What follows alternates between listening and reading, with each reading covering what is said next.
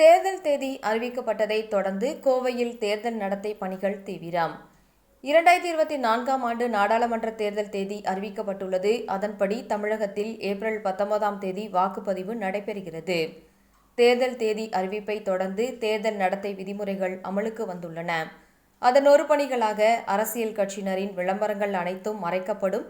அதன்படி கோவை மாவட்டத்தில் தேர்தல் நடத்தை பணிகள் துவங்கியுள்ளன. அதன்படி கோவை மாவட்ட ஆட்சியர் அலுவலகத்தில் போட்டோ கேலரியில் வைக்கப்பட்டிருந்த முதல்வரின் புகைப்படங்கள் அனைத்தும் அகற்றப்பட்டன. அது மட்டுமின்றி கோவையில் அரசியல் கட்சியினர் சுவர் விளம்பரங்கள் மீது வெள்ளை பெயிண்டுகள் அடிக்கப்பட்டு வருகிறது.